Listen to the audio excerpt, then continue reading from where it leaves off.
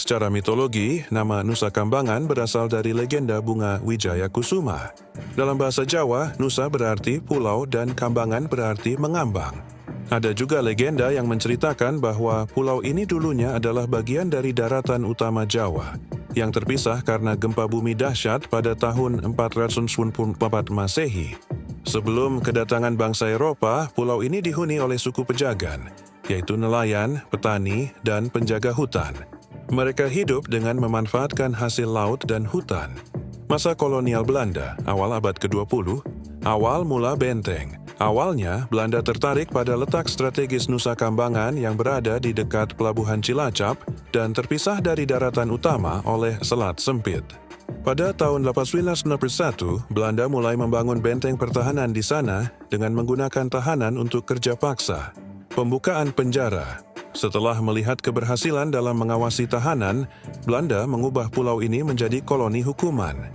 Pada tahun 1908, lembaga pemasyarakatan pertama, yaitu Lapas Batu, didirikan.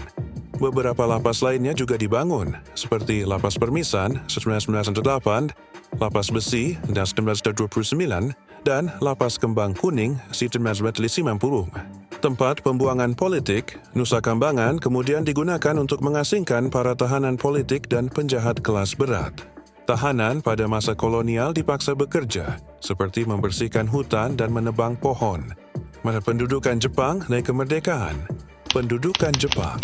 Selama Perang Dunia II, Jepang mengambil alih Nusa Kambangan dan menggunakannya untuk menahan tawanan perang. Pasca kemerdekaan. Setelah Indonesia merdeka, pemerintah Republik Indonesia terus menggunakan Nusa Kambangan sebagai lembaga pemasyarakatan nasional. Pada akhir tahun 1945, terjadi peristiwa pembebasan sekitar 800 tahanan politik oleh tokoh militer Abdul Qahar Muzakkar. Masa modern pembinaan narapidana khusus. Pada tahun 1983, Menteri Kehakiman Ismail Saleh menetapkan Nusa Kambangan sebagai tempat pembinaan bagi narapidana yang sulit dibina di lapas lain.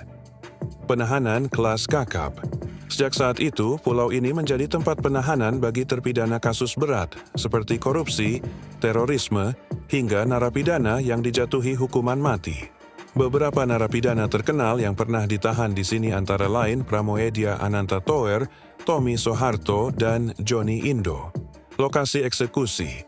Area Nirbaya di Nusa Kambangan juga dikenal sebagai lokasi eksekusi hukuman mati, yang menambah sisi kelam pulau ini. Kontradiksi Pulau Nusa Kambangan memiliki reputasi yang paradoks.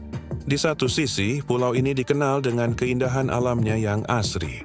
Tetapi di sisi lain, pulau ini memiliki citra yang menakutkan karena sejarahnya sebagai penjara dan tempat eksekusi mati. Hingga kini, pulau ini tetap berada di bawah yurisdiksi Kementerian Hukum dan HAM.